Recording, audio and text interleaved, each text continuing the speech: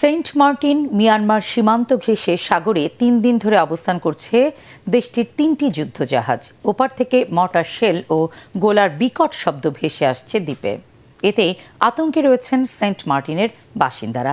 এদিকে টেকনাফে আটকে পড়া ৩ শতাধিক যাত্রী ও খাদ্য সামগ্রী নিয়ে কক্সবাজার থেকে রাতে সেন্ট মার্টিনে পৌঁছায় বেসরকারি জাহাজ এমভি বারো আউলিয়া। কক্সবাজার প্রতিনিধি মজিম হোসাইন শাকিলের তথ্য ছবিতে রিপোর্ট করছেন একরামুল হক সায়েম।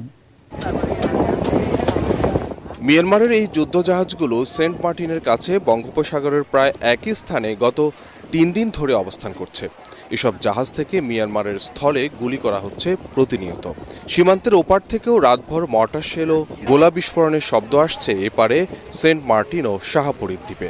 কেমন জানি লাগতেছে গোলাগুলির কারণে, মনে হয় বিপদে পড়বো এমন একটা ভয় লাগতেছে। টানা ৩.৫ মাস ধরে মিয়ানমারের সরকারি বাহিনীর সঙ্গে দেশটির স্বাধীনতাকামী সশস্ত্র গোষ্ঠী আরাকান আর্মির লড়াই চলছে।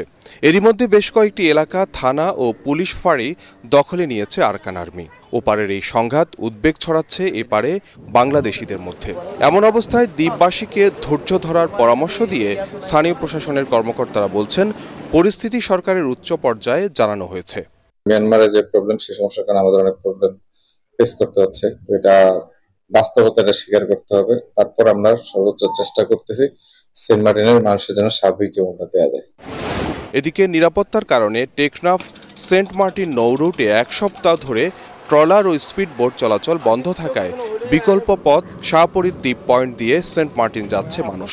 শুক্রবার দুপুরে কক্সবাজার বিআইডব্লিউটি এর ঘাট থেকে যাত্রা করে প্রায় ৯ ঘন্টায় রাত ১১:৩০টায় সেন্ট মার্টিন পৌঁছায় বেসরকারি জাহাজ এমভি বারো আউলিয়া।